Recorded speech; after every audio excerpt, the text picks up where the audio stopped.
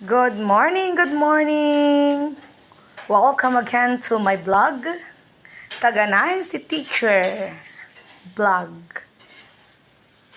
Yan, so nakapaghain na po tayo ng ating breakfast. So, may kanin na po tayo dito. Yan. Kanin pa lang. Parang gusto ko nang kakain. Yes, meron po tayong nilagang talong. 4 na pirasong talong.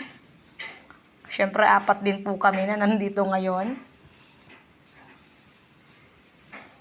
Mayroong pong 3 pirasong nilagang okra. Dahil yan naman po ang available na. Siyempre, may sausawan po tayo. Ayan. Gawa dito sa Kabungawan, Burgos, Pangasinan. Bagoong na mayroong kalamansi na tanim po namin. Kaya hindi na po kami bumili. Siyempre, pampagana sa pagkain, sili. Then meron po tayong fried longganisa. Yung iba po ay parang galing Nigeria na.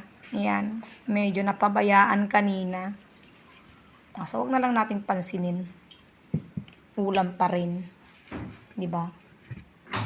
Siyempre, mawawala ba naman ang ating vitamin C. Ang ating black coffee. Yan, favorite ko po yan. Hindi po nawawala yan sa araw-araw. Yung kape. Yan, naghahain na. Naglalagay na ng kanin itong bunso po namin. Pero ayaw niyang pa-video. Kamay na lang daw. O, di ba? Pwede na po tayong kakain. Kain na po tayo. Blessed day again.